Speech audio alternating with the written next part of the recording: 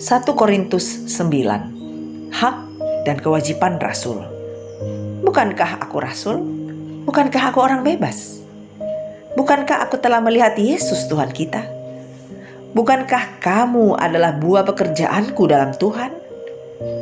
Sekalipun bagi orang lain aku bukanlah rasul, tetapi bagi kamu aku adalah rasul. Sebab hidupmu dalam Tuhan adalah meterai dari kerasulanku. Inilah pembelaanku terhadap mereka yang mengkritik aku. Tidakkah kami mempunyai hak untuk makan dan minum? Tidakkah kami mempunyai hak untuk membawa seorang istri Kristen dalam perjalanan kami, seperti yang dilakukan rasul-rasul lain dan saudara-saudara Tuhan dan Kefas? Atau hanya aku dan Barnabas sajakah yang tidak mempunyai hak untuk dibebaskan dari pekerjaan tangan? Siapakah yang pernah turut dalam peperangan atas biayanya sendiri? Siapakah yang menanami kebun anggur dan tidak memakan buahnya? Atau siapakah yang menggembalakan kawanan domba dan yang tidak minum susu domba itu? Apa yang kukatakan ini bukanlah hanya pikiran manusia saja. Bukankah hukum Taurat juga berkata-kata demikian? Sebab dalam hukum Musa ada tertulis, janganlah engkau memberangus mulut lembu yang sedang mengirik. Lembukah yang Allah perhatikan? Atau kitakah yang ia maksudkan? Ya, untuk kitalah hal ini ditulis, yaitu pembajak harus membajak dalam pengharapan, dan pengirik harus mengirik dalam pengharapan untuk memperoleh bagiannya. Jadi, jika kami telah menaburkan benih rohani bagi kamu, berlebih-lebihkah kalau kami menuai hasil duniawi daripada kamu? Kalau orang lain mempunyai hak untuk mengharapkan hal itu daripada kamu, bukankah kami mempunyai hak yang lebih besar? Tetapi kami tidak mempergunakan hak itu.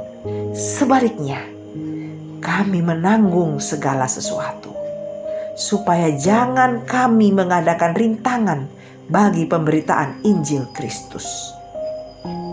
Tidak tahukah kamu bahwa mereka yang melayani dalam tempat kudus mendapat penghidupannya dari tempat kudus itu, dan bahwa mereka yang melayani mezbah mendapat bagian mereka dari mezbah itu? Demikian pula Tuhan telah menetapkan bahwa mereka yang memberitakan Injil harus hidup dari pemberitaan Injil itu. Tetapi aku tidak pernah mempergunakan satu pun dari hak-hak itu. Aku tidak menulis semuanya ini, supaya aku pun diperlakukan juga demikian. Sebab aku lebih suka mati daripada. Sungguh, kemegahanku tidak dapat ditiadakan siapapun juga.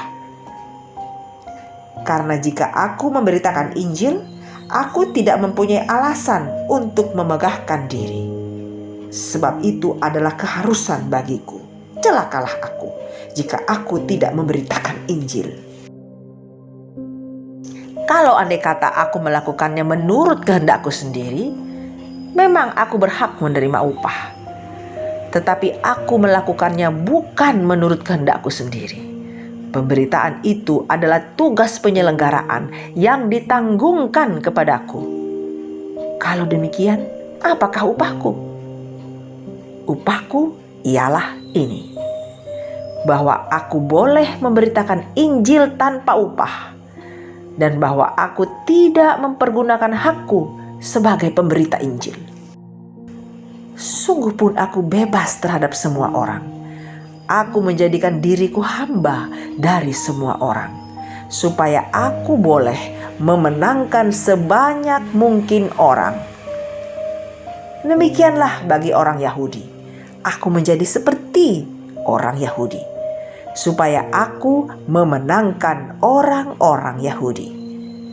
Bagi orang-orang yang hidup di bawah hukum Taurat, aku menjadi seperti orang yang hidup di bawah hukum Taurat. Sekalipun aku sendiri tidak hidup di bawah hukum Taurat, supaya aku dapat memenangkan mereka yang hidup di bawah hukum Taurat. Bagi orang-orang yang tidak hidup di bawah hukum Taurat, aku menjadi seperti orang yang tidak hidup di bawah hukum Taurat. Sekalipun aku tidak hidup di luar hukum Allah, karena aku hidup di bawah hukum Kristus, supaya aku dapat memenangkan mereka yang tidak hidup di bawah hukum Taurat. Bagi orang-orang yang lemah, aku menjadi seperti orang yang lemah, supaya aku menyelamatkan mereka yang lemah. Bagi semua orang, aku telah menjadi segala-galanya, supaya aku sedapat mungkin memenangkan beberapa orang dari antara mereka. Segala sesuatu ini aku lakukan karena Injil, supaya aku mendapat bagian dalamnya. Tidak tahukah kamu bahwa dalam gelanggang pertandingan semua peserta turut berlari, tetapi hanya satu orang saja yang mendapat hadiah? Karena itu, larilah begitu rupa sehingga kamu memperolehnya. Tiap-tiap orang yang turut mengambil bagian dalam pertandingan menguasai dirinya dalam segala hal. Mereka berbuat demikian untuk memperoleh suatu mahkota yang fana, tetapi kita untuk memperoleh suatu mahkota yang abadi.